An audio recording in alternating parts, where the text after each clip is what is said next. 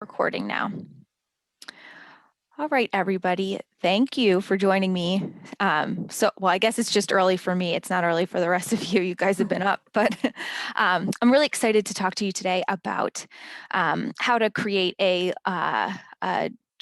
descriptive LinkedIn profile. So the way today's going to go is I'm going to speak to you about LinkedIn until about 9:45-ish.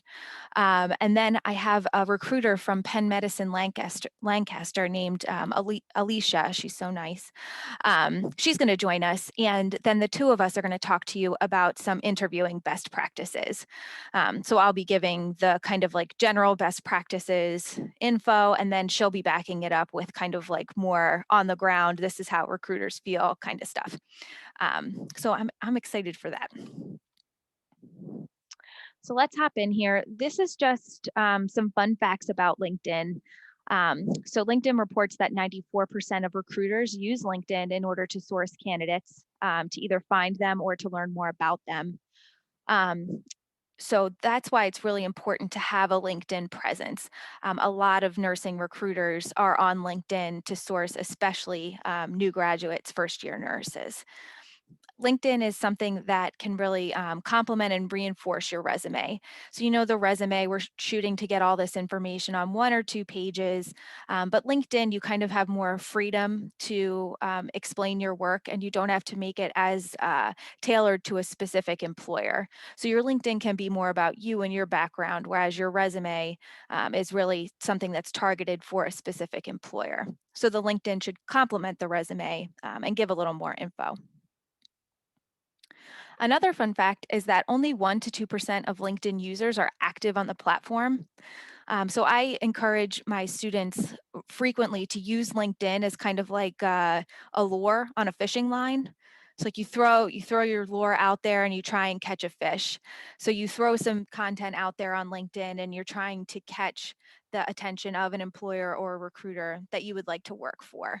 And if you do that, you're going to be in the top 1 to 2% of users that use the platform in order to put information out there. The rest of us are just kind of hanging out on LinkedIn, kind of like casually liking things and like perusing the info that's out there. But if you're a content creator, you're going to get noticed more because there's less of you, essentially. So this is just for the LinkedIn portion. Our goals for today is just to learn a little bit more about LinkedIn, how recruiters use LinkedIn, to learn some best practices. And we're specifically going to focus on the headline summary and experiences section today. I also wanted to make you guys aware of this new, it's a new toy essentially for my office. It's called Widener Connect. And so it essentially takes LinkedIn and it like narrows it to Widener.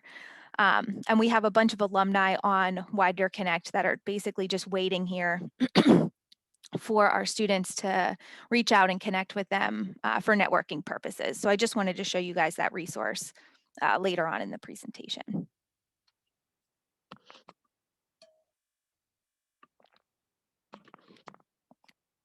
Okay. So these are just some general kind of like profile best practices. You want to make sure that you have a nice inviting headshot. If it could be like professional specific, that would be great. So like, for example, if you had a headshot and you're wearing your scrubs, that would be really cool. And then like the background image on LinkedIn, if you could make that something that was healthcare related, that's also a really nice touch. On the profile, you can warm it up using I statements. So on the resume, you're not supposed to do that, but on LinkedIn, it's totally fine to write this content in the first person. Like the resume, once you get to the experience section, you do want to make sure that you're using that as an opportunity to highlight your accomplishments, your skills, and your strengths. You can add multimedia to LinkedIn. So if you have done a research poster or if you have been quoted in an article, you can add that content to your profile just to give the viewer more information about you. We also recommend that for people that are new to LinkedIn, you should aim for having about like 100 connections when you first get started. This will help to make sure that when you look for a job or when you go to connect with another person, if you have about 100 connections, you should be able to see how you're connected to that job. And with 100 connections, you should have access to be able to message a large number of people on LinkedIn.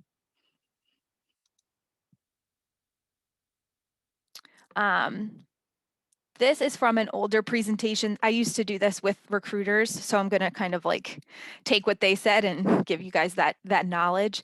But recruiters use LinkedIn, and they use this Boolean search. This is something in marketing, which I recently learned. But this is the way recruiters use LinkedIn to source candidates. So they might search something like BSN, new graduate, new nurse, depending on the position that they're looking for. They might add med surg in there, pediatrics. So if you have these keywords in your profile, specifically in your headline, that means that you're going to come up in their search. So this, when Kathleen, my colleague at Christiana, when she mentioned this, I'm like, this is how you make your LinkedIn profile work for you. You want to make sure that you have these keywords so that you're not out there trying to search for people to connect with you. If you have these keywords, recruiters are going to find you. And then you have to do less, which like who's not down with doing a little bit less, right? Now I'm going to talk to you guys about the headline, and this is the one part today where we're going to kind of brainstorm and we're going to try and think of headline material like in real time right now. For the about section and the experiences section, y'all are going to need some time to like think through that, and we can't do that in 30 minutes. But the headline section is essentially the words that are popping up right underneath of my name, and we're going to work on that today. Oop. So some best practices for your headline, obviously, we want it to be professional. You want to make it creative and interesting. You do want to have information about your current title. So that could be, accelerated nursing student at Widener, but you want to add more information than that. And I keep meaning to edit this. The limit on the headline is now 130 characters. So you get 10 more characters. So we are kind of playing with a little bit of word Tetris here because we do have to make everything fit. But kind of following these best practices will help you come up with content. A nice outline for this section is to start with what you're presently doing. So the most descriptive title that you have for, what you're currently doing either in school or at work. Then you want to describe something that makes you unique or a specialization within your work. So this could be, faith-based healthcare provider, patient advocate. If you have some sort of special certification or something like that, that would be kind of more unique information. You can include what you aspire to be.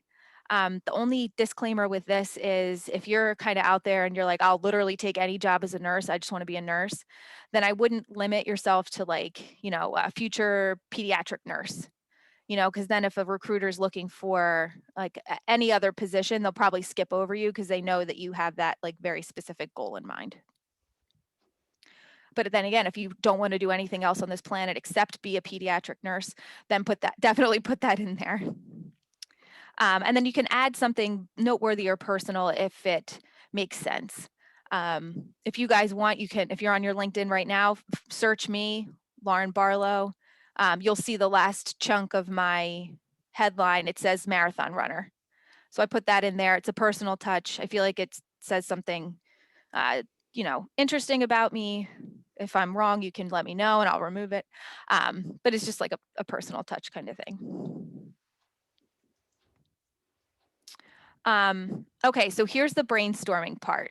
So what I want you guys to do is on like a Word document or just a blank sheet of paper, just try and answer these questions. And for right now, forget about the 130 character limit. So just kind of brain dump, and answer these questions. What am I currently doing? What is something unique about how I do my work? What's my favorite thing about nursing?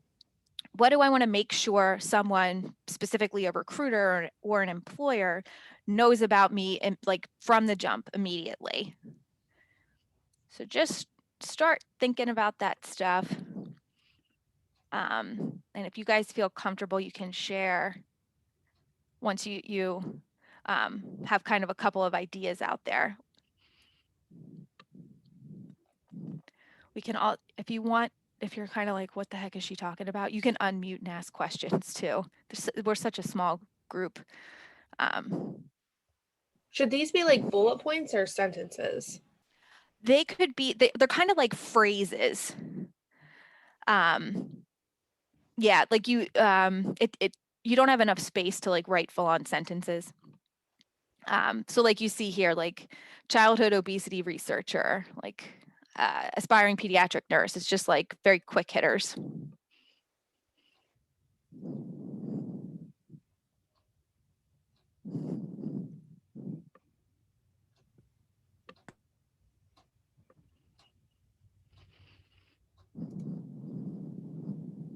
I mean, I'm enlisting in or commissioning for the Navy after graduation. So like, would I change mine to like a naval officer afterwards? Like something like that?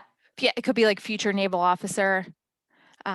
Yeah, or like commissioning for naval responsibilities, something like that. Yeah, because I have a little thing in my about section. I just didn't, I really only put like nursing student in my headline. So apparently I wasn't utilizing that appropriately. And it'll default to that. It defaults to like your current title and your current employer, or if you don't have one, it defaults to like nursing student at Widener. So it has something there, but which, and all of that information's true. I'm just kind of encouraging you guys to just take it like a tiny step further to help people know about you. Because someone might be, not to say lazy, but maybe lazy, and they won't read your about section.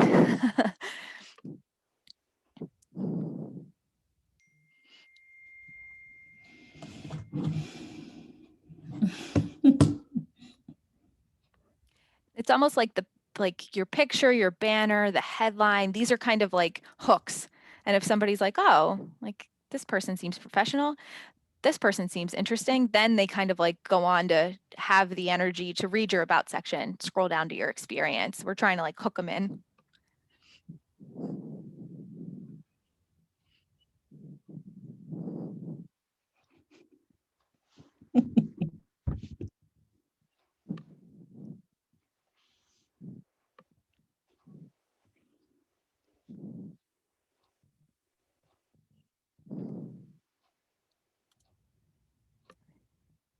Does anybody want to share? Honestly, the only thing I have written is future graduate nurse. I don't have a clue what else to put. You're okay, so that's a good start. That's a good start. What do you like? Think through, have you ever been complimented by in a nursing setting, a supervisor or a patient, or do you feel like you bring something unique to nursing, like the way that you care for your patients? Like, are you really into like making sure that it's holistic care, that you're communicating with like the patient and their family? Are you really into like weird kind of surgeries? I don't know. I'm not a nurse. You guys will learn that real fast. But, just try and think like what is something that either you're really interested in or that makes you unique. And I guess this in my brain, this is the easiest to do just because it's quick. But this stuff does take some time to think through too. So if we don't have it all together by the end of this, that's totally fine. Well, unfortunately, I will say most of our clinical experiences were online because our program literally hit during COVID. So, like, as for some of us have directions in which we think we're going, but we don't necessarily know. So, finding like tidbits of like what we're super interested in or what we're doing is actually not as easy just because we haven't had the experiences to do so. So you'll be pulling from, I guess, what was kind of like piquing your interest through like the simulations and just what you've been learning through textbooks. I was meeting with another student and she wanted to be in the NICU, I think. And the first time she was in an NICU was during her interview. She shadowed the floor. I'm just like, man, COVID, geez, it's rough. It's rough, but all right, we're gonna roll on. We're gonna keep on going. So these next couple sections, again, I'm just gonna give you guys the info. This, I think your professor has this PowerPoint. If not, I'll totally send it afterwards. But this, so all the information's in the PowerPoint, and it'll be here for your reference. Um, Basically, when we're doing the about section, so this is the section that you come to right after they kind of have to scroll past like features and like your activity, then they'll get to the about section. But you want to imagine that somebody has just said to you, tell me about yourself and why you want to be a nurse. And so you're telling a little bit of a story here. You're weaving in skills, strengths, and accomplishments into your story. And perhaps, being a nursing student during COVID times is part of this story here, to kind of explain, to a recruiter what you're getting out of this experience, although you haven't had the opportunity to have as much hands-on patient experience as you would like. Again, no typos. Obviously, this is a professional document. So a good outline for the about section could be to begin by explaining why you find meaning in your work or why you decided to pursue nursing as a major. Then, highlight general, academic, professional, or like accomplishments that you've been involved in. You might want to include some relevant information about life outside of work, if that makes sense to do so. Like I've had students that have, learned that they wanted to become a nurse because they had to care for a failing grandparent, and they were the only one that was able to do that because they were the only one in their family that wasn't like working full time at that time. And a nice thing to also add, if you know it, is your next step professionally. So kind of your goals for this job search. And these are just some more guiding questions, just like the about section. Sometimes it's helpful to just sit down, again, blank piece of paper, blank Word document, and just answer these questions using as much detail as you can.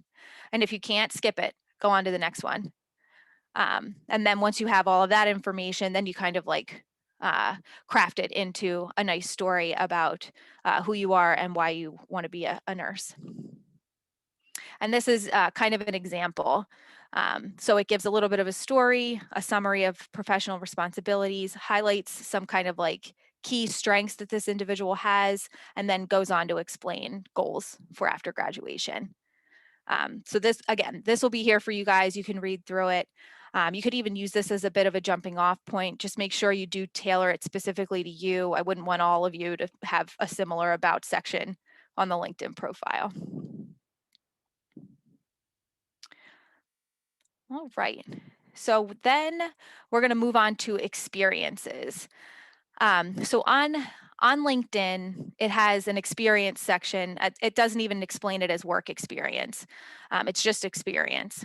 And then it has volunteer, education, projects, publications. These are other examples of like categories you could add to your LinkedIn profile. I say this because there's not a specific section for clinical experience. So you guys would just add that information to the experience section.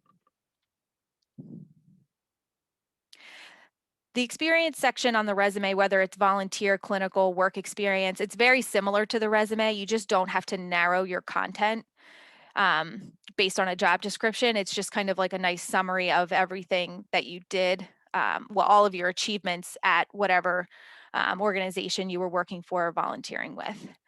So you do want to use keywords from a job description, or just kind of like general nursing keywords, again, so you pop up in those searches that recruiters do.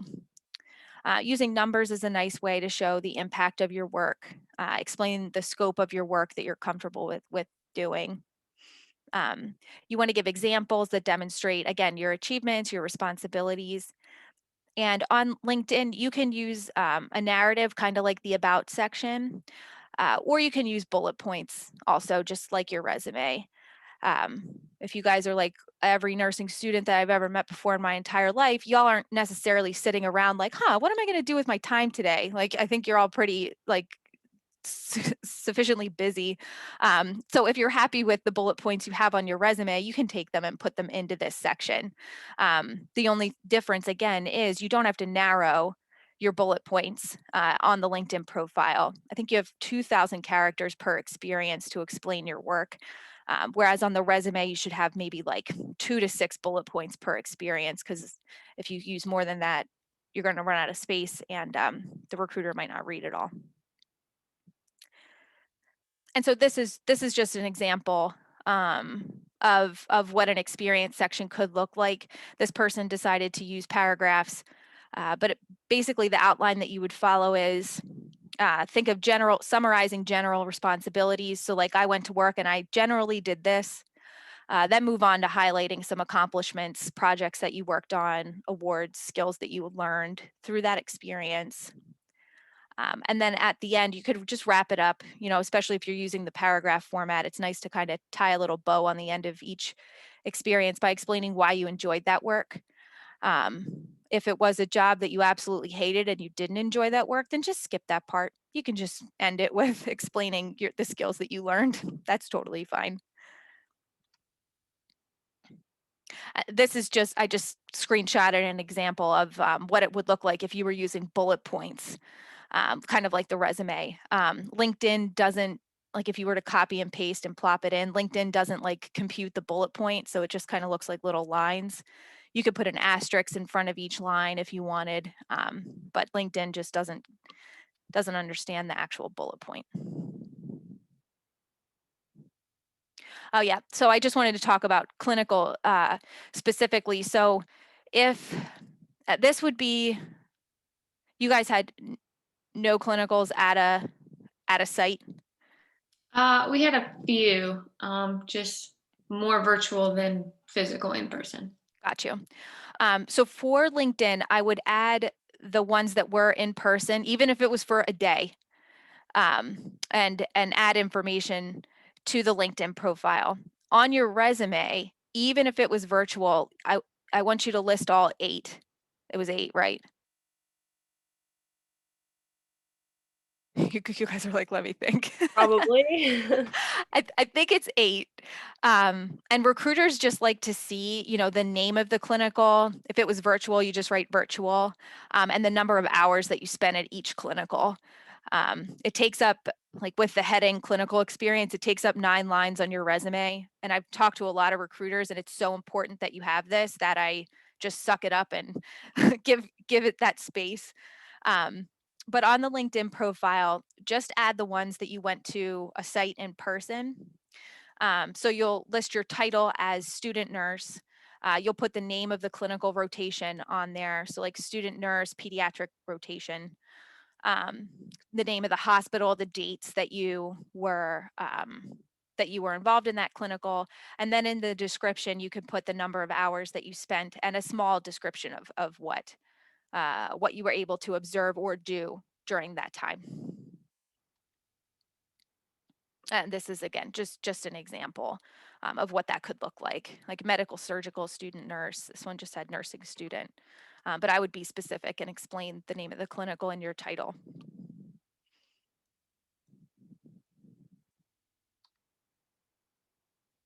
So, would clinical experience go to can be one of the experience to be listed there or no? Yes, exactly. Even under work experience? Because Yeah, I because, was told not to.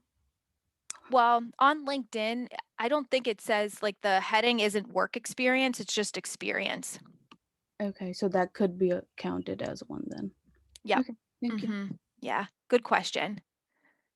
If you don't feel comfortable with it, you could list them under your education.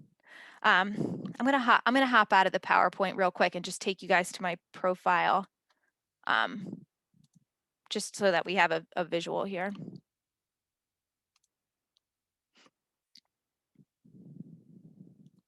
Again, if you want to connect with me, go for it. Lauren Barlow, just click connect. You don't have to send me a message. I'm so happy to connect with you guys. What was I doing? Okay. So yeah, picture headline. This is the about section we were talking about. And then if you get down to, scroll all the way down, see it just says experience. So you can add clinical experience to that. The only specific experience that LinkedIn pulls out is volunteer. Hello. And if I scroll down, I think I have a volunteer experience section. Yeah, like it's very specific about volunteer experience.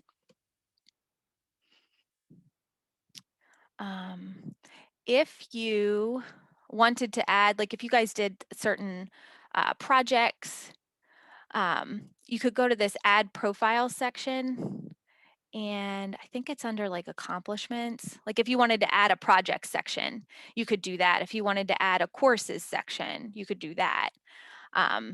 So that information's here, and you just go to add profile section. Okay. Boop. Sorry, I'm like moving all your pretty faces around. That's a good question. Any other questions?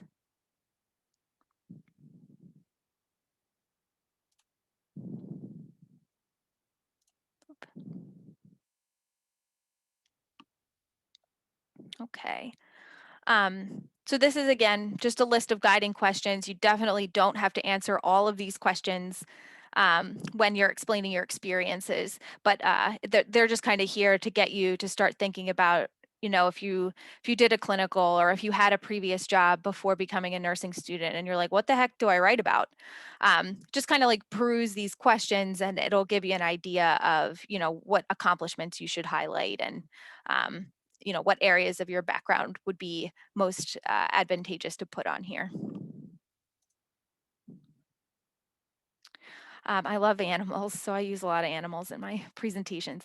But so once you have the whole point of kind of building out your LinkedIn profile is so that when you reach out to people, or when people reach out to you, they have an idea of, your work, your skills, your strengths. So I'm just going to talk a little bit about how to use LinkedIn to network and connect with other professionals, because that's really the intention of the platform. It is to help professionals connect with one another. For nursing students specifically, it's good to have kind of like a targeted list of employers. So this could be, employers that are really good in whatever specialty you want to go into.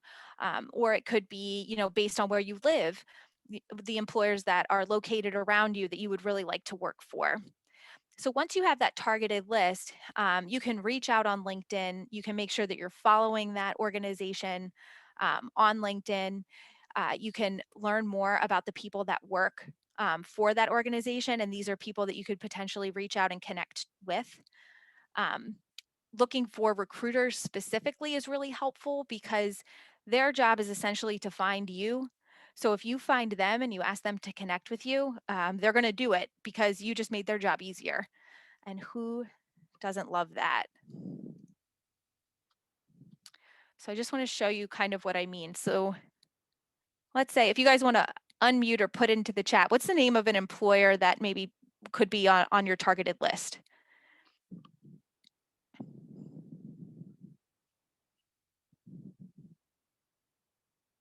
Well, we could just do. I accepted a job at Evangelical Community Hospital, so you can look.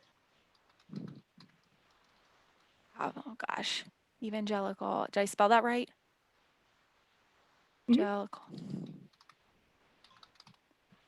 Huh. I thought they had one. Maybe Just go with like Hershey Med, Penn State Hershey.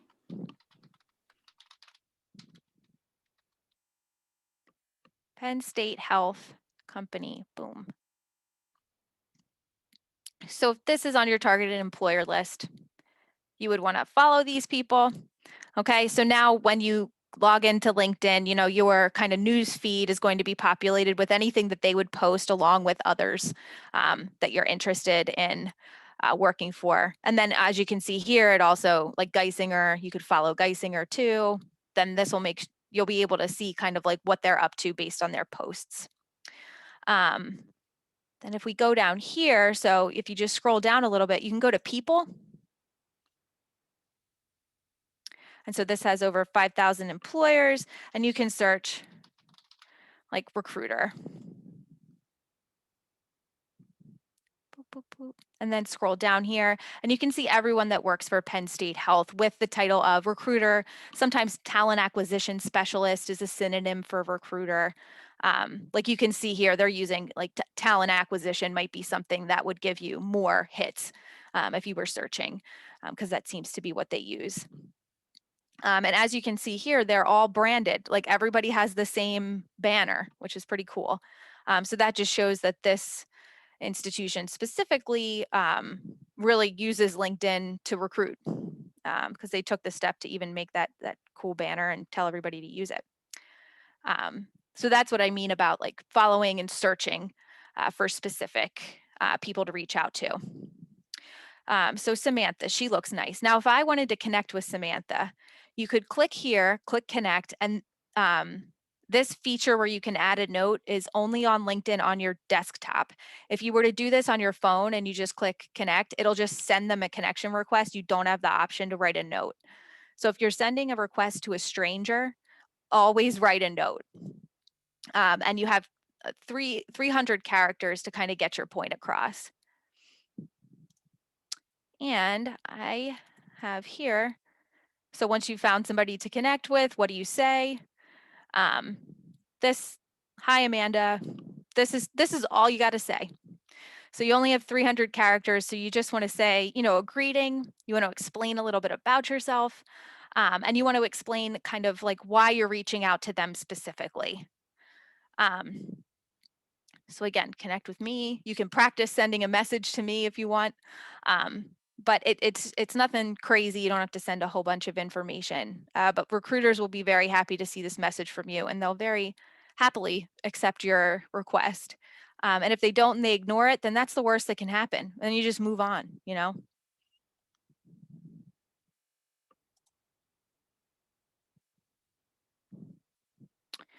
All right. So again, I know you guys aren't necessarily like bored to tears and sitting around twiddling your fingers. So if you're low on time, make sure that your profile has your name, a descriptive headline. So take the little bit of time that you do have to add some unique info about that into that headline. Make sure you have a picture, and make sure that you add Widener, the name of your degree, and the year that you're graduating. This will be info that they're going to be looking for, the recruiters. Okay.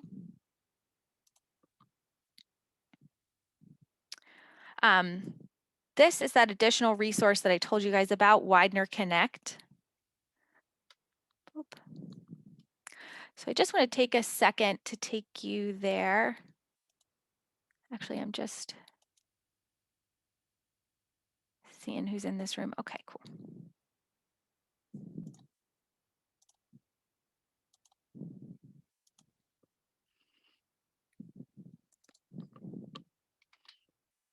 I'm going to plop this link into the chat.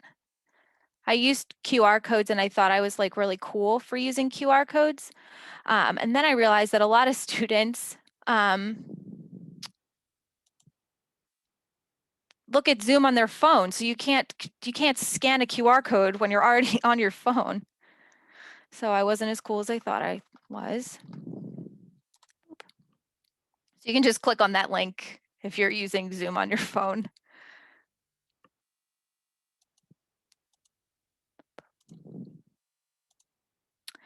But this is basically Widener Connect, and it talks to LinkedIn. So you can populate your Widener Connect profile with everything that you have in your LinkedIn profile. But it just allows you to explore our community of alumni. And again, the alumni that are on here are specifically on Widener Connect because they want to help current students network and learn more about a certain industry, a certain company, certain types of jobs. So you can go to this explore community section, and you can type in like nurse or nursing. And then all of our alumni with either nurse or nursing or something to that effect in their work history or their educational history will pop up. And so just like on LinkedIn, you have the opportunity to connect with them. But unlike LinkedIn, if you're looking for like networking advice, you can just click on networking advice and it populates a message for you, which you can edit.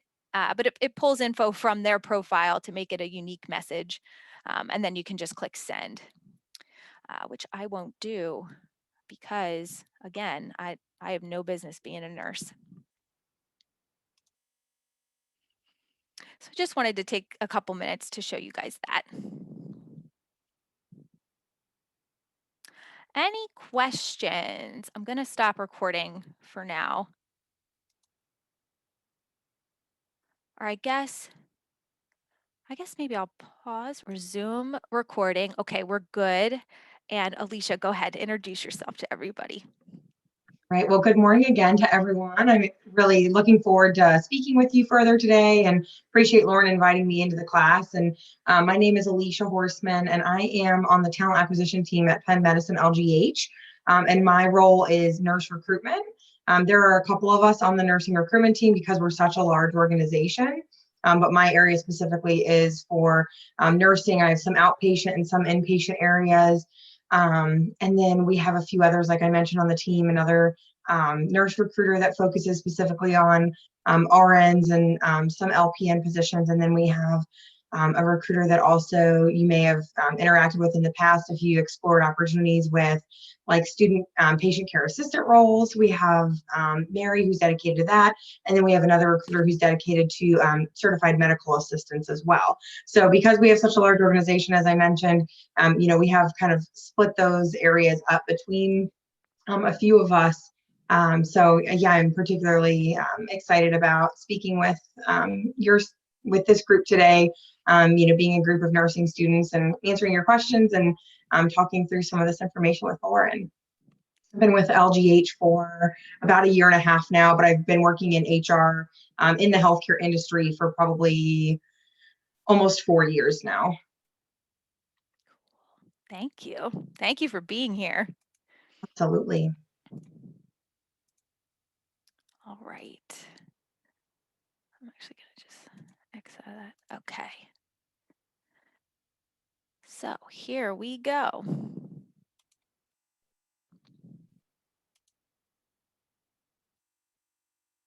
There it is. Okay. So as advertised. Oh, wait. Maybe I should. Or are we? Oh, okay. So we're at the top of everybody's screen, the way I see it. Sorry. Anyways, on to interviewing. So when we're thinking about interviewing, there are a couple of stakeholders in an interview, and everyone's kind of there for their own purpose. So obviously, there are employers and candidates are like the main stakeholders in an interview. So employers are using the interview for a purpose of making sure that they can confirm the statements that they have read on your resume. And they're also there to make sure that it's a good kind of chemistry. There's a good fit. They could see you working on the floor. They could see working with you on a day-to-day basis. Candidates are also there for a couple of reasons. You want to make sure that you're using the interview as an opportunity to learn a little more about the company and the position that you've applied for, and to differentiate yourself from other candidates. This is also known as selling yourself, which we don't want to use that as like making it feel like it's pressure packed and you have to sell yourself and make yourself more impressive than you actually are, but just sell yourself in a way where you're answering questions, you're giving specific examples from your background, and you're just letting your experience speak for yourself. And as I mentioned, both candidates and employers, you guys are both there for a chemistry check. You're going to spend a lot of your life at work. So you want to make sure that it is a good fit. It's a place where you feel comfortable. It's a team that you can see yourself working with. So the interview, it's a transactional experience. You want to make sure that you're comfortable, and the employer wants to make sure that they can see you in that environment as well. So we're going to chat about 5 different parts of an interview. So a lot of times when I talk to students, they think it's just asking and answering questions, but there's more to it than that, or there should be at least. So we're going to talk about preparing for an interview, delivering an amazing first impression, whether that's in person or virtually now in COVID life. Then we're going to talk about asking and answering questions. We're going to talk about how to close an interview, and we're going to talk briefly about how to follow up after an interview. So preparation, I told you guys I like animals. So it's really helpful to do some research before you go on the interview. And I break research down into 2 areas. So one is research about the employer, and the other is kind of like research about yourself. But if you're researching an employer, a couple places to look that would be really good resources for you is the hospital's website or the organization's website, their LinkedIn, which we talked about, Glassdoor, which is an opinion-based website. So take what you find on there with a grain of salt, but it is a good way to learn more about an organization. You can reach into your network to see if you have any contacts with that organization to maybe set up an informational interview to talk to that person to learn more. And you can research the position by reading the job description, which is really, really key to helping you prepare, especially when you get to the self-reflection piece of your research.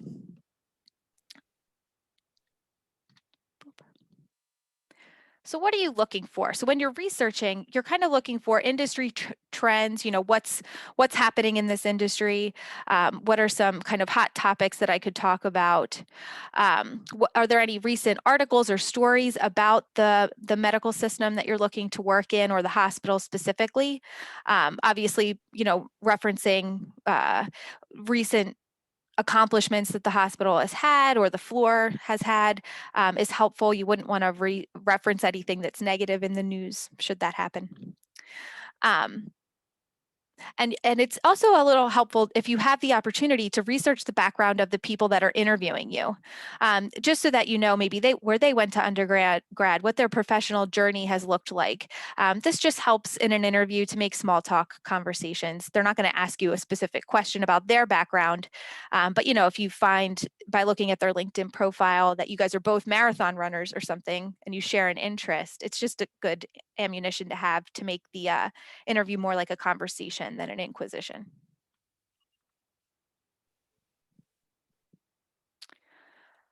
More things to look for. So when you're looking at an organization's website, definitely look up their mission or their core values.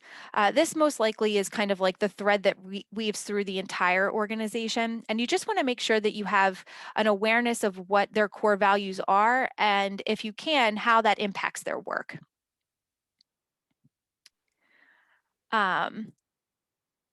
Okay. This will also show that you've taken the time to learn more about their work and what they value. Obviously, if their core values aren't something that aligns with you, then that's a good indicator for you too that maybe this won't be a good fit. But the core values really show kind of like the culture of the organization and, again, what they really value. Learning more about the culture of an organization is really helpful for that chemistry piece, to make sure that you feel comfortable.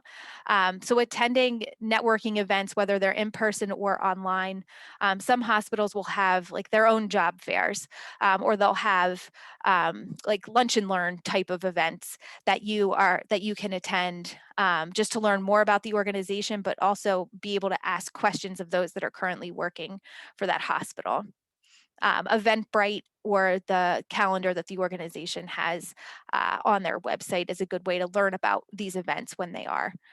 Also following these organizations, hospitals, on social media. A lot of times people will post information about events on their social media. Alicia, did you have anything? I can't remember if you had 2 Yeah, cents I to would add. say one thing I would add to the last slide that you just covered, I really would just kind of echo what Lauren was saying about why you want to work for the organization or what interested you in that particular organization. Looking up the mission, vision, value is always good. Doing that research that Lauren talked about on the hospital's website to learn a little bit more about the organization, just kind of from a general perspective. And I would say too, when employers are asking, why do you want to work for our organization, or what drew you to our organization, steer away from, well, it's close to home or it's convenient. We're looking for something a little bit deeper, like Lauren mentioned. What was it that drew you in terms of your values, and do they align with our organization? And as she mentioned earlier in the presentation too, is there that kind of chemistry? Does it feel like a good fit from both ends? Are you going to be happy and feel fulfilled working there?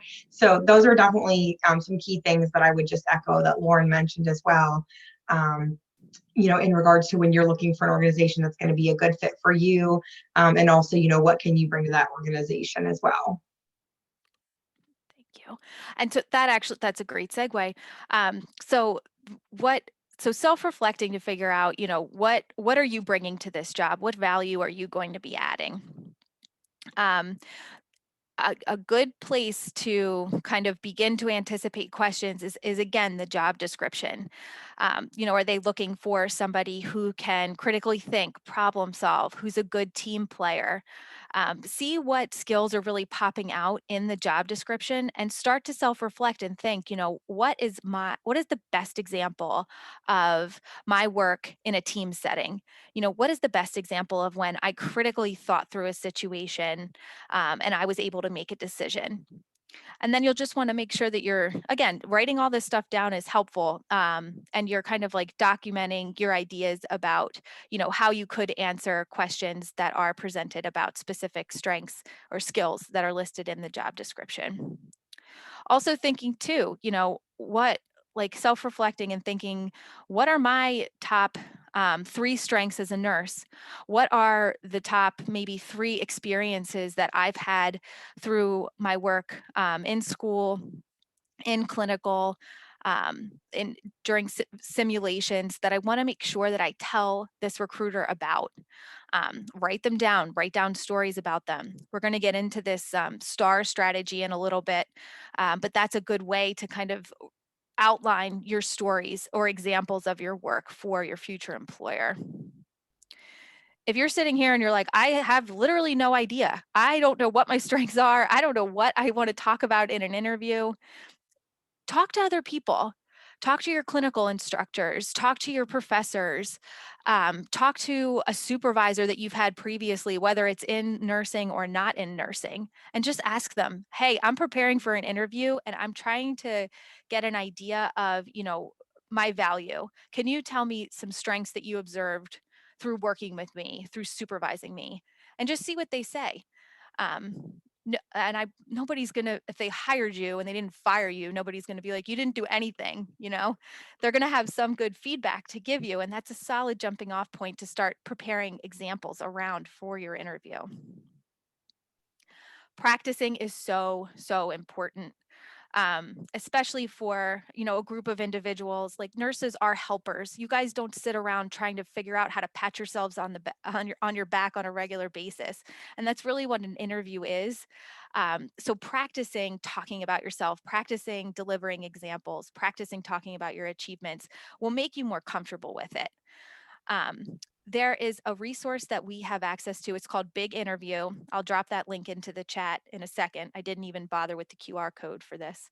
But Big Interview is really great because you can pick nursing specific questions. You can pick the level, like easy, medium, hard. And you can practice answering those questions. And Big Interview has a feature where you can videotape yourself. So you can share your answer with others if you wanted to get feedback, or you can just rewatch your answer and just see how you're appearing in an interview. Sometimes that information is valuable. At the end of this presentation too, I'll let you guys know how to get in touch with my office. We also schedule appointments with students to do a mock interview. So that's a really great way to practice. So self-reflect, social media check. I don't think that I have to tell this group to like not have pictures of you with solo cups and that kind of thing on your social media, but recruiters will, and I'll let Alicia talk about this, probably look you up if they want to know more information about you. So on your social media, it's helpful if you just maybe like reshare some industry specific content. If you see an article about COVID on LinkedIn, reshare that information or like it. If you see an article about if you're interested in going into pediatrics and it's a pediatric specific article, just so when a recruiter looks you up, it's like, oh, this person is sharing this information. They have a pulse on what's going on. It's just a nice look. Alicia, did you have anything else?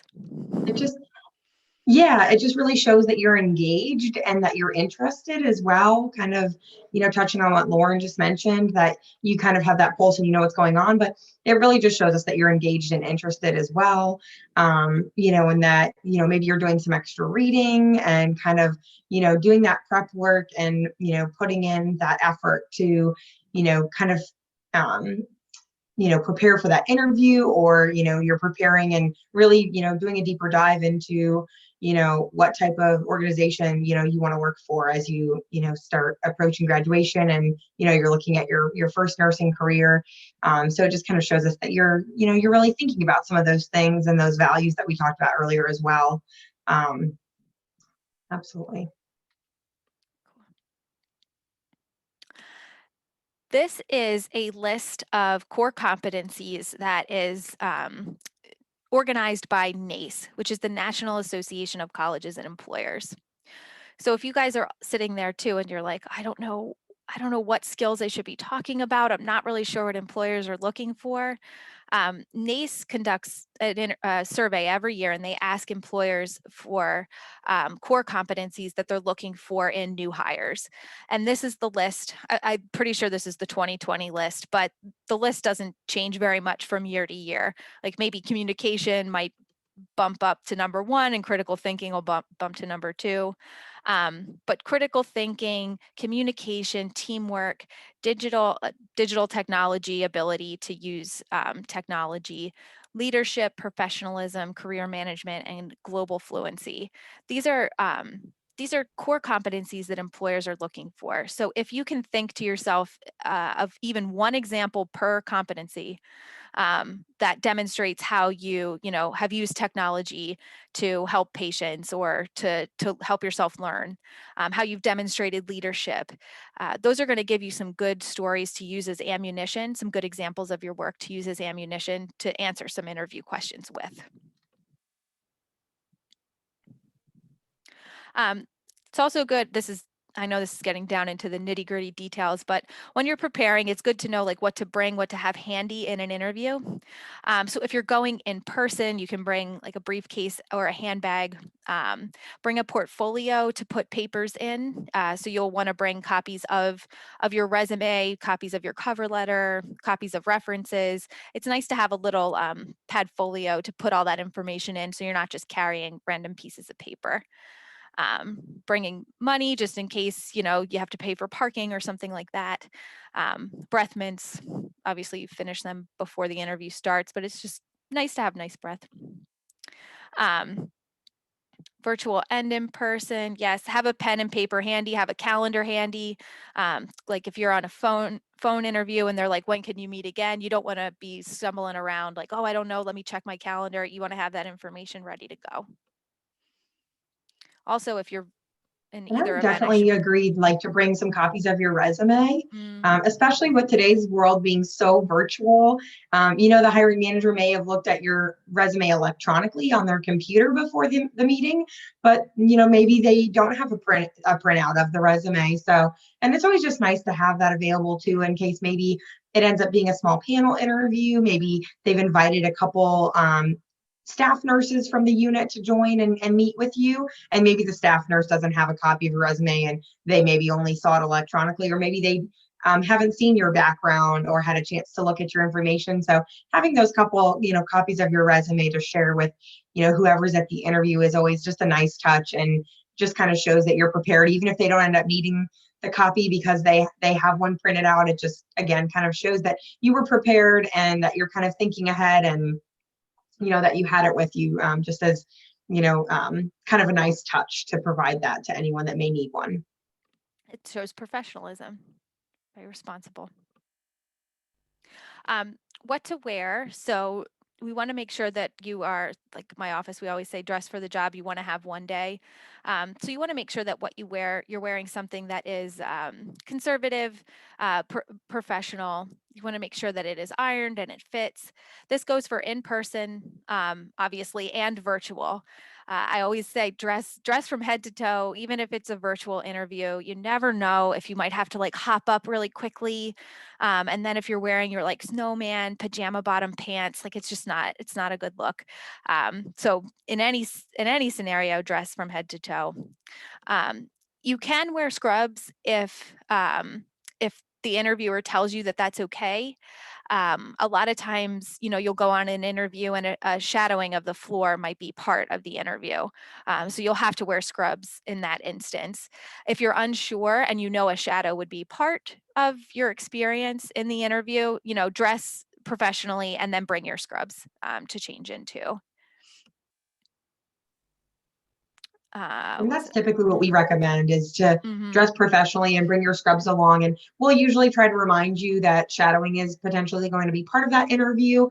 So we'll usually recommend to bring a set of scrubs and shoes with you that you can change into. And sometimes if you're coming straight from work and you're going to be in scrubs, or you're kind of on a time crunch and we're aware of that, or you're traveling to make it to the interview, give the recruiter a heads up and let us know, I'm coming straight from the end of my shift to be at the interview. And sometimes the manager will say, that's okay, we understand that you're coming straight from your shift for the interview. That's okay to go ahead and just wear scrubs, because we may have you shadow anyways. But otherwise, I would agree with Lauren to just plan to dress professionally, bring them along with you. And some units may provide scrubs, but better to just have a set with you. And depending on the employer, usually we don't care, what color or anything. You're not going to be working on the floor. You're just shadowing and kind of visiting for, the day or a couple hours. So, but again, just depends on the employer. It's always okay to ask, if you need clarification. But in our case, usually the color and things isn't an issue, since we know it's just a short visit with you. These are just some examples of professional professional kind of like more conservative attire. Just some more information on logistics. Most of this has to do with if you're going in person, but just know,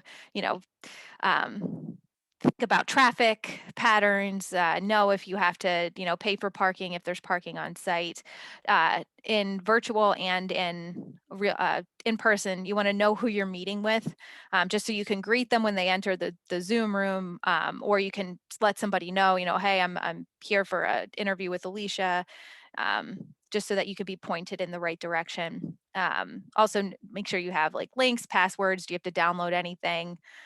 Sometimes whatever software an employer might be using, you might have to download stuff onto your computer so that it just starts to work.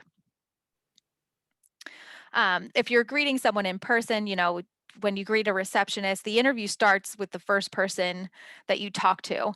So announce to a receptionist why you're there, shake hands if that's something that we're doing. If not, I've heard like elbow bumps or like bowing. I've heard that those are other options in today's life. Make sure that you smile, make eye contact, and have good posture, which I don't have right now. I should sit up straight. Okay, so now we're at the part about questions. Do you guys have any questions before we dive into this section? This is a judgment-free zone. This is a great time to ask questions about interviewing. And you can just unmute, or you guys can type it into the chat, whatever you feel comfortable with.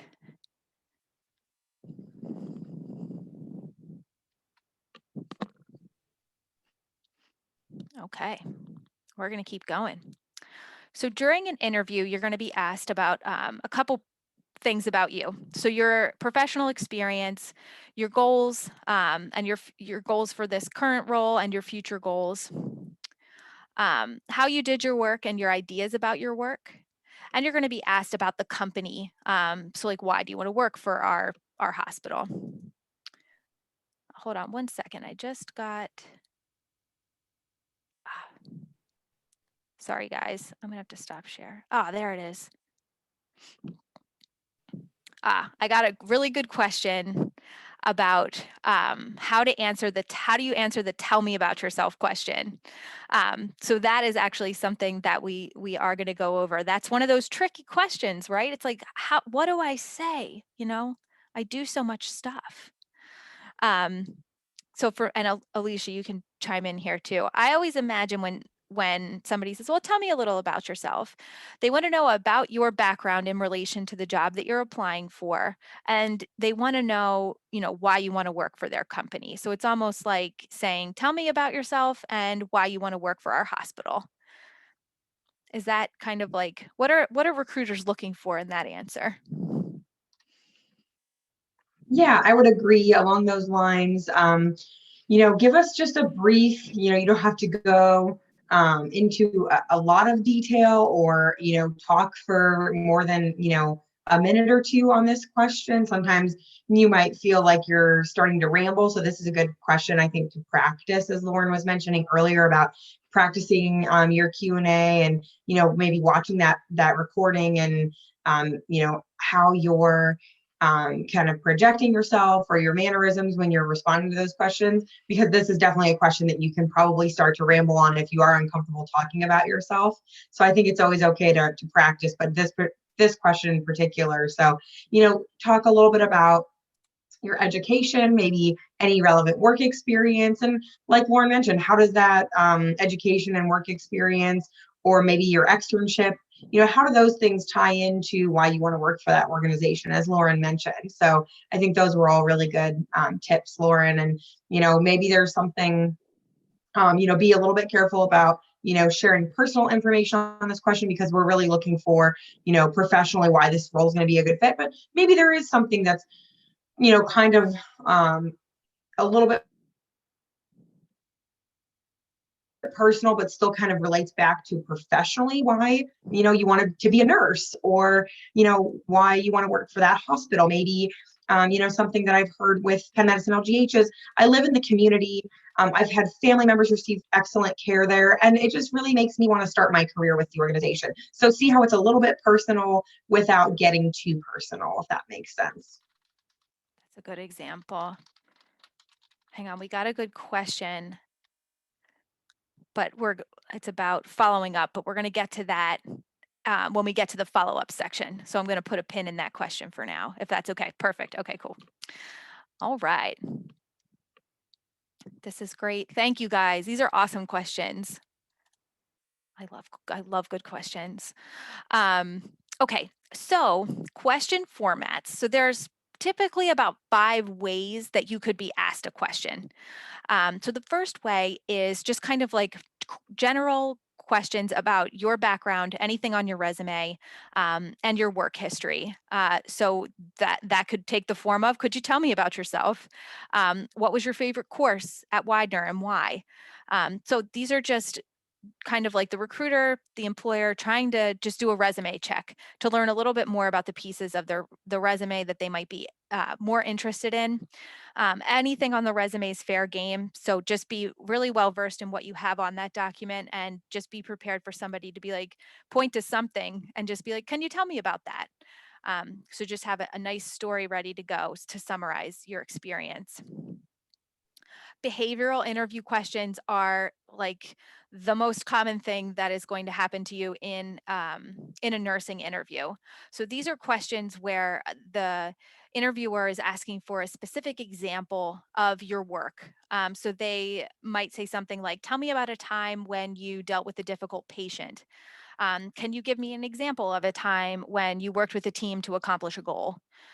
So this is a check just to check on your critical thinking, your problem solving skills, and to just really learn a little bit more about how you do your work, how you go through your work each day. Situational questions are hypothetical questions.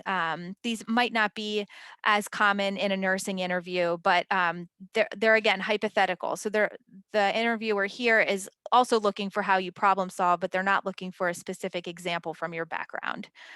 So those questions would take the form of, what would you do if you had a disagreement with a supervisor. When you don't know how to answer something, how do you figure that out? So they're just kind of learning a little bit more about, you know, how you think through problems. And to answer this question, you would answer the question and then you would provide some information backing up your reasoning for whatever your answer was. Viewpoint questions are also questions that are asked during an interview. You know, why do you want to work for us? Tell me what you think about blank. Again, this is just a chemistry check. They're trying to see a little bit more about how you view your work, and your reasoning for why you have those viewpoints. In some nursing interviews, like I know at Christiana, when I talk with their recruiter, they do like clinical situation questions or case study questions, where they'll say something like, you know, you have a patient who is coding in the ER. What do you do? And they'll just kind of sit back and let you kind of like work through that scenario. So this is really important that you explain not only what you would do, but why you would do it, and your reasoning behind, again, the decisions that you're making. I can't even come up with a better example because I'm not a nurse, and you guys know that.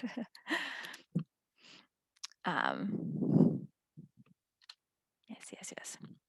Okay, so this is just kind of why I showed you guys the different versions of questions that you could be asked is, remember how we talked about self-reflection. So if you're self-reflecting and you're like, okay, teamwork and collaboration is something that I'm really good at, and it's something that's in the job description. So we know that the employer is going to most likely ask us something about our ability to work with a team. The general version of that question could be, you know, tell me about your strengths. And you would obviously select to talk about your ability to work with a team. The behavioral version could be, tell me about a time when you worked with a team to accomplish a goal. The situational version, what role do you usually assume in a team? And the viewpoint version, what is the most conducive environment for a team to work in? So you're just kind of pivoting your answer to just answer the question that's asked, but you already have prepared and you know a few examples of how you work well as a team. So then you can give that example, you can explain why you think that way, and you're prepared. I just said that.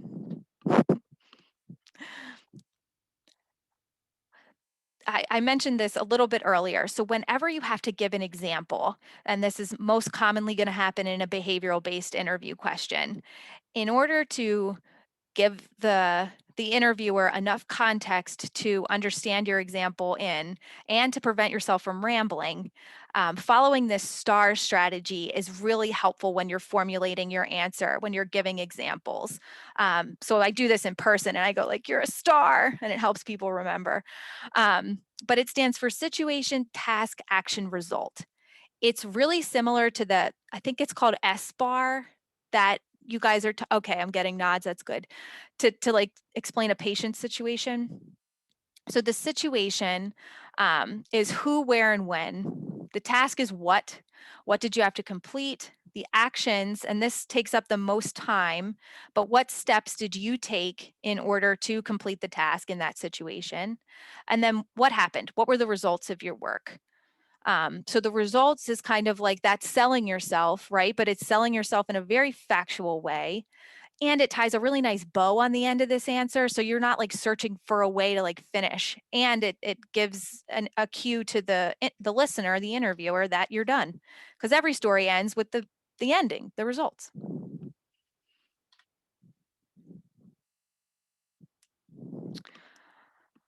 I said most of this. If you're answering a situational question and you want to give an example, so if you answer the hypothetical and you're like, oh, I've done this before, an example of this, then you use the star.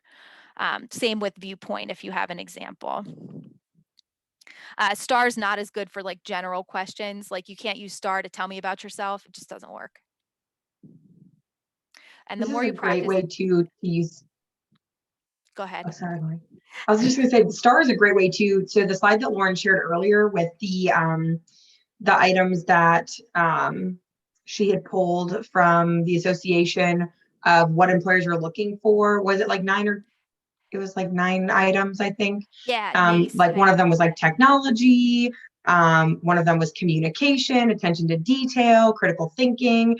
The star is a great way to like write, when she was mentioning about writing down some examples, that way you kind of have a bank put together for yourself ahead of time and you're not searching in your mind at the time of the interview for an example from your experience. Star is a great way to maybe just kind of run through those 8 items that are on this slide and just make 4 bullet points, for each of the star items next to those 8 skills that employers are looking for. It's a great way to kind of write it down without having to write down the entire story. Maybe just kind of writing down those 4-star bullet points next to each of those 8 items. And then you've kind of got that bank of examples that, like I said, that way you're not, searching, or, if, you may feel yourself kind of going blank during the interview as well. And you're thinking, I know I've had examples of this skill, or I know I've had patient situations, so just kind of having those written down with that star outline would be really helpful to prep yourself as well. It's like playing offense, not defense. Like you're ready, you know what you want to say. Absolutely. Mhm.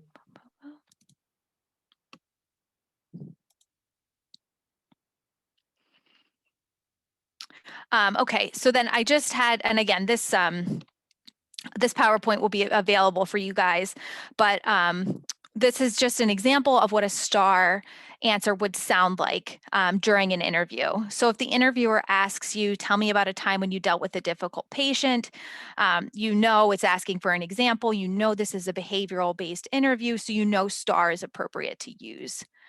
And I just kind of like, again, I'm not a nurse, so this experience is called Angry Man. But this just kind of breaks it down as to like what a situation and task would sound like, what the actions sound like, and the results of your work. So I'm just going to read it out loud really quickly. As a CNA at Riddle Hospital, I worked with a patient who was mobilely impaired due to a recent surgery and refused to use the call bell for assistance with walking. After the patient had fallen twice in 48 hours, despite having a bed alarm, I decided it was time to have a calm conversation with my patient. During this conversation, I listened. Oh, sorry, that's supposed to say listened. I listened to his frustrations, but also explained the benefits of using a call bell, which included leaving the hospital sooner by allowing his body to heal faster. After our conversation, my patient begrudgingly understood my logic and began to use the call bell. He didn't fall again, and he was discharged within a week. So I don't know if any of those things, like I don't know if someone would let somebody else fall for 48 hours before like tying them to the bed or something. But this is just an example of, the STAR, situation, task, action, result.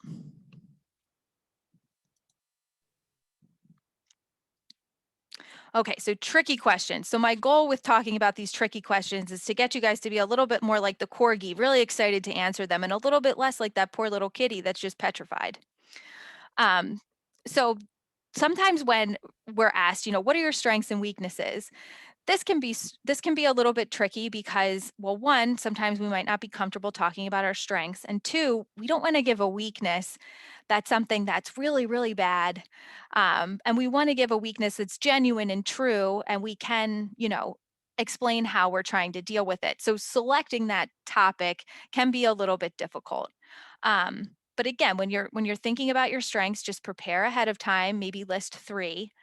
And then when you're thinking about your weaknesses, you just really need one, and it needs to be something that you're aware of to show that you're self-aware, and you need to know how you're working on it. When have you failed? This is a difficult question because you don't really want to you might seem like you don't want to air your dirty laundry out there with like a time when you failed. But really, an interviewer is just looking for, how you deal with when things don't go exactly perfectly. Nobody moves through their professional life and everything's fine. We've all had times when we've messed up or failed. So the interviewer's just trying to get an idea of how you deal with yourself in those situations. And what did you learn from it too? And how is it helping you progress and grow in your career as well? Is another great, way to spin that, and, kind of sharing that example of the time that you failed, and like Lauren said, how you responded to it or how you dealt with it, and then how that actually helped you moving forward, to progress. Yeah.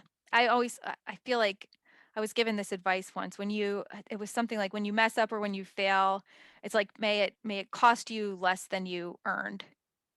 Right. So I feel like I've learned the most as a professional from doing things wrong as opposed to doing things right.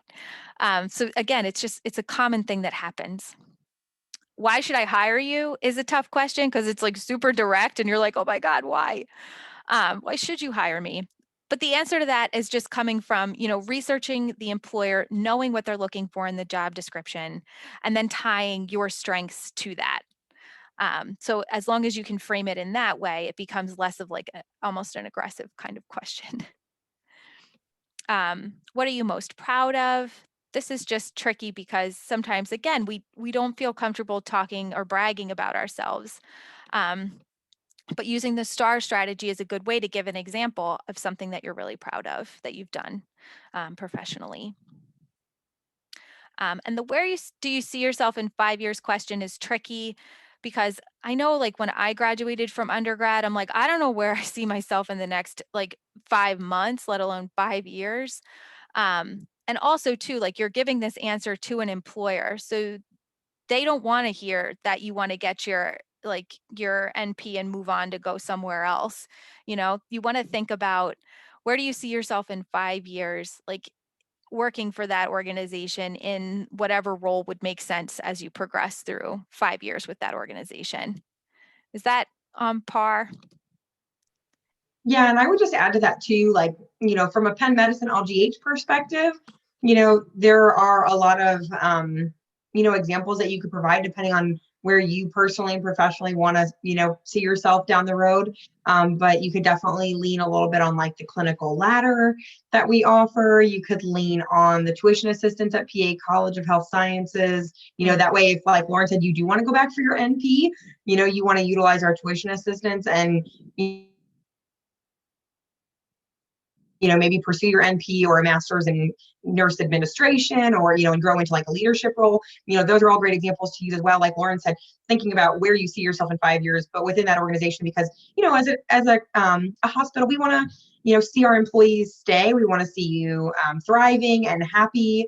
But we don't want to see you stagnant either. If you have, goals and ambitions and things that you want to achieve, we want to see you be able to grow, with the organization, and some of those aspirations that you have. So, but yeah, there's a lot of different ways you can go with that. And maybe it is kind of what Lauren said, I don't know where I see myself in 3 to 5 years from now.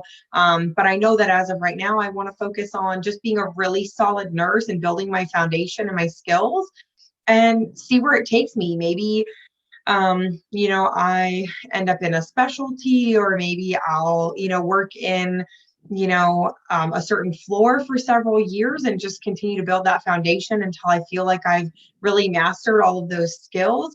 And then maybe start working on my clinical ladder and then decide where I see myself in 5 years from now after I've, just focused on my first nursing career. Very cool. Thank you. That's such solid advice. Sorry, I was just doing a quick little time check here. I'll plop this link into the chat. This is just a slide to remind you about Big Interview. So again, I'll do that in our next time we go to the chat. So we just talked about a whole bunch of interview do's, things you should do. These are just some don'ts. Don't arrive late. Don't lie or exaggerate your answers. Obviously, don't curse. Don't ramble or provide extremely long answers. Don't talk negatively about a professor or a former employer, even if it was like you worked for the worst human on like planet Earth. Your interviewer shouldn't know that, and it's hard to explain that to somebody without you looking like you badmouth an employer. Don't be judgmental of the way that they do things. Don't bring up salary or benefits until after the offer is made. If that is something that you can prevent from talking about, that's good. Don't chew gum. And we're going to get into this talk a little bit about salary in a couple of minutes. So asking thoughtful questions. So you don't want to let this opportunity slip through your fingers. So at the end of an interview, the interviewer will have asked you a whole bunch of questions, and they'll probably say something like, do you have any questions for us? So the only wrong answer to that question is, no, I'm good. I don't have any questions. Because although you might feel like you don't want to burden them and their time by answering your questions, it comes off like you don't care as much. You know, you don't have questions about this place that you're going to be working in for a very long time. You want to ask questions that show that you've done basic research about the hospital or the position that you're in, the floor that you're going to be on. You want to focus on how you can contribute to the institution. And by that, I mean, let's say that you have your list of, the competencies and you have like 9 examples of your work, and you haven't had the opportunity to talk about one. You could ask a question that allows you to then talk about your experience. So let's say they didn't ask you a question about problem solving, or they didn't ask you a question about working with a team. You could ask a question like, how do the nurses work together as a team on this floor? They'll give you an answer, and then you can say, oh, I have experience doing that. And then you could provide your star example.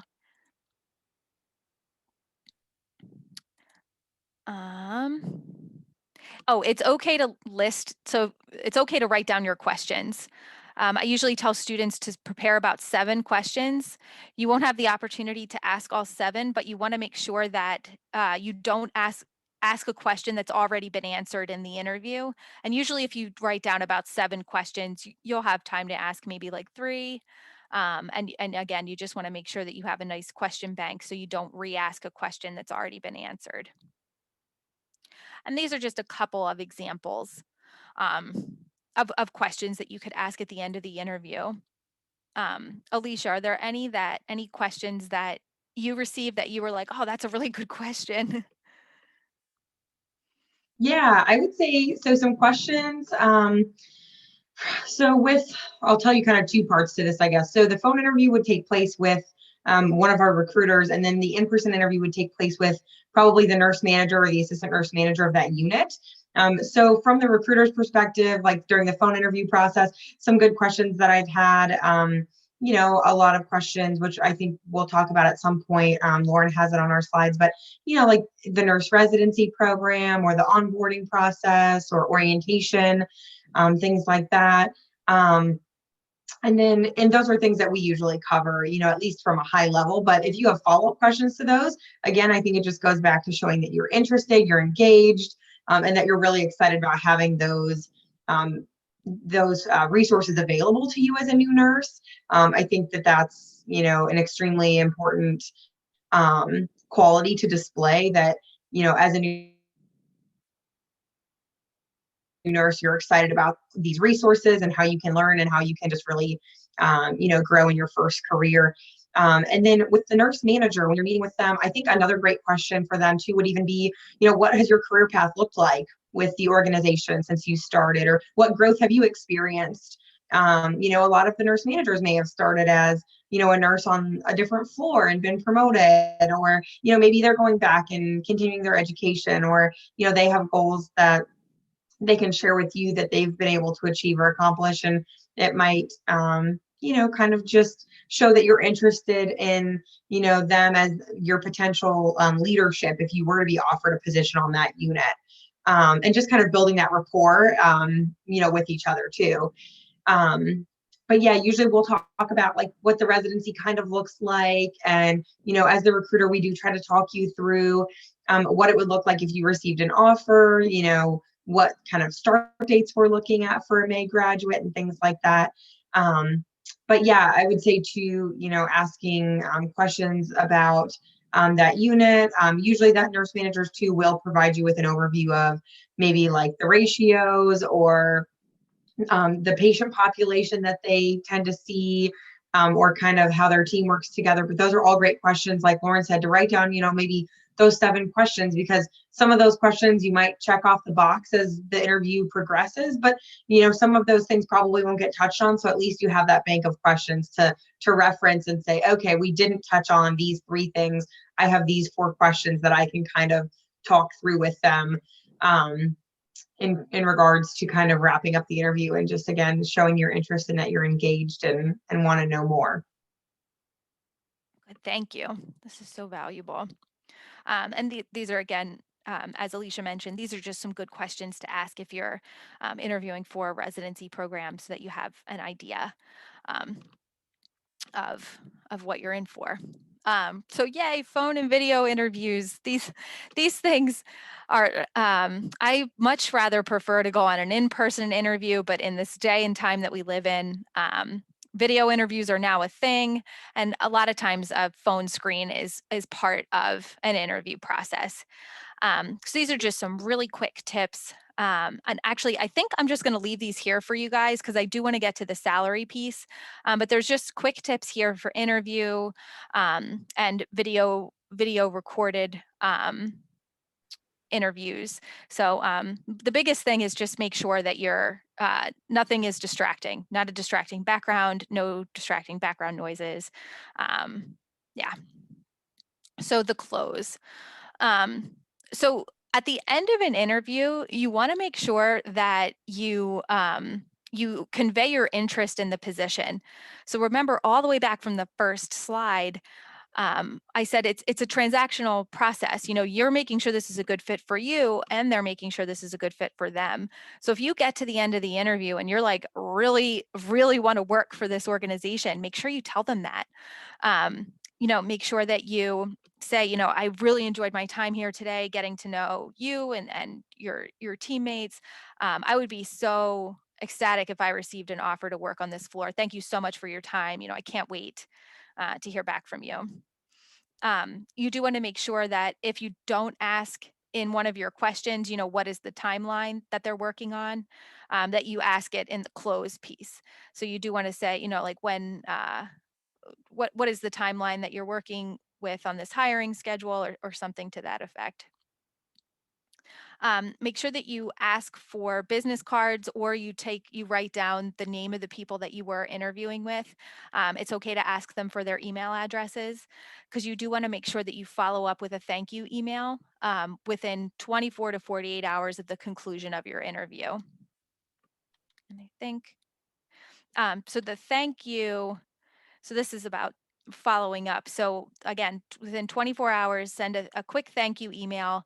It doesn't have to be anything like a dissertation's worth of information. It could be like 4 sentences just explaining, that you are really excited about this opportunity, explain why you enjoyed the interview, and obviously say thank you. So Alicia, I have a question for you. When is it appropriate? So the interview's over, you've sent your thank you notes. When is it appropriate to call and follow up if you haven't heard anything by, if they say, oh, we'll let you know in 2 weeks, and 2 weeks has passed? Yeah, absolutely. I would say at that point, if that time frame has, kind of passed and you haven't heard anything, shoot the recruiter an email. You can certainly call and leave a message, but I will say, for our team anyways, we tend to be in phone interviews for most of our day. So usually we end up playing phone tag, or it's harder to get back in touch because then we return the call and maybe you're in class at that point in time because the call was 3 hours ago and we missed you.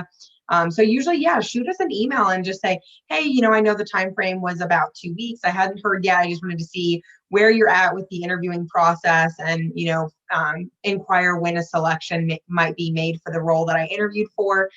We do try to let you know as soon as possible.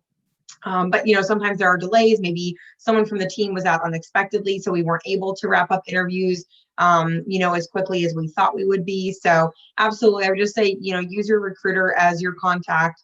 The recruiter is definitely the best contact versus like reaching out to anyone on the interview panel to check in.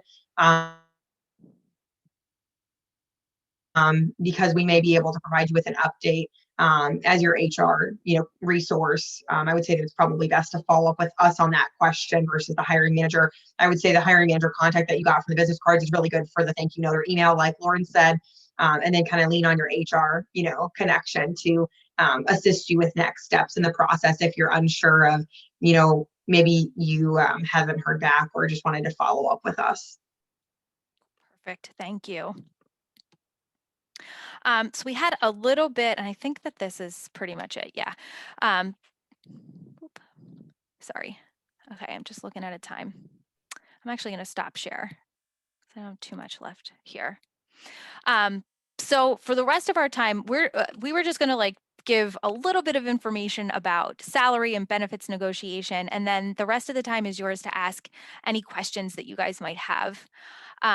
So as far as salary goes for new nurses, a lot of employers have, like Alicia mentioned, a clinical ladder. So you start at a certain rate. There's not as much wiggle room with salary at that point, but as you move up the clinical ladder, the wiggle room with salary negotiation becomes a little bit wider with the hourly rate that you're offered. If salary is not something that you're interested in negotiating, there's also other things that you can negotiate as part of your offer.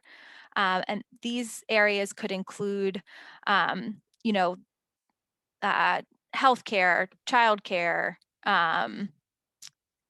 Oh, I'm having a brain fart here. Just other kind of like other areas. Oh, sorry, certifications, or the ability to go to a certain conference or a certain professional development activity. These are things that you could negotiate and ask your employer for if salary kind of isn't an option or if it's not something that you're interested in negotiating. Alicia, did you have anything to add from the recruiter perspective on like the whole salary thing? Absolutely. Yeah, I would say especially with our new graduates, you're usually going to start at a base rate. It's this typically the same base rate for all of our new graduates, unless you come with like prior nursing experience. Maybe you worked as maybe an associate's degree nurse that's worked in the field for 3 years and went back and got their bachelor's degree. Those situations may look a little bit different in terms of compensation. But as a new graduate BSN nurse, it's your first career. There's that flat base rate, but there are also additional things to consider, even if negotiation is really not an option.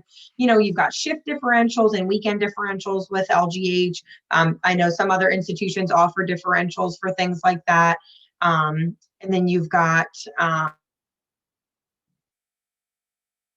maybe you're looking at a schedule that's really appealing to you and going to provide you with the best work-life balance, or like Lauren mentioned, the health benefits, things like that. So there are a lot of things to consider looking at the total, compensation package when you're, reviewing an offer. But feel free to lean on that HR resource or recruiter, with questions and things like that.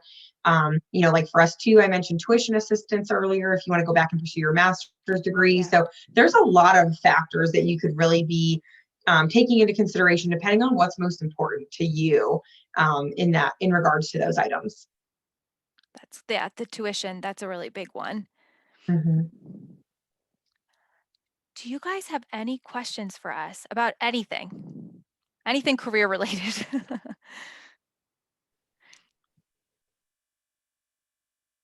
You can unmute, you can type them into the chat.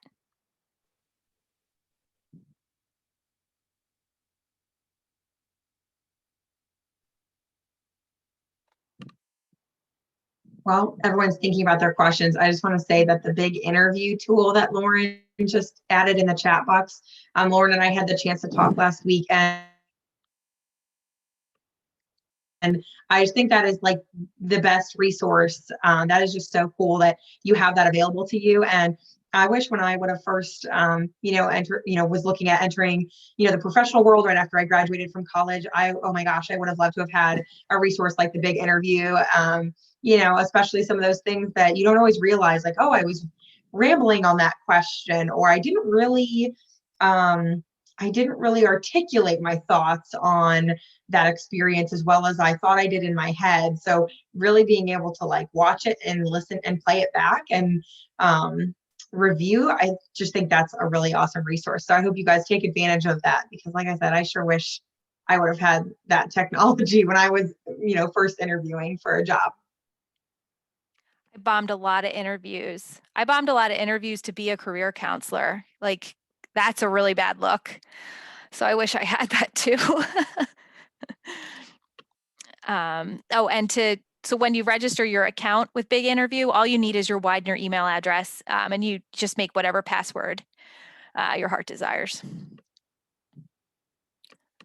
It's the best way to mess up as many times as you need to, and then improve and learn from from those questions and reformulate your thoughts and maybe make some new notes in your notebook and kind of make some new bullet points, maybe talking points that are going to help you articulate more effectively going forward. All right, my friends. If you guys don't have questions, I just plopped into the chat. So if you want to schedule an appointment, it will most likely be with me unless my schedule is crazy. Then it'll be with one of my colleagues. But if you ever wanted to schedule an appointment with my office to do a mock interview, talk about salary, look over your resume, you can do that by emailing careers@widener.edu. And our administrative assistant will put you onto my calendar. If you guys don't have any questions, I think that's going to wrap us up. Oh, hi, Kitty. I think that'll wrap us up for the day. Thank you so much. This was really helpful. Good. You're so welcome. Thank you so You're much, Lauren and welcome. Alicia. I appreciate it. No problem. Lauren, do you want Nicole. me to put my contact information in the chat box, or do you want to forward it to the students? That way, if anyone wants to reach out to me directly, I'm happy to do that, whether it's about career opportunities or you have a follow-up question for me. I'm happy to provide my information unless you want to, just forward it to the group today. Could you plop it into the chat? And I'll also Absolutely. follow up with Nicole too to have it added. That'll be great. And also connect with us on LinkedIn, you guys. We're on LinkedIn. I love LinkedIn.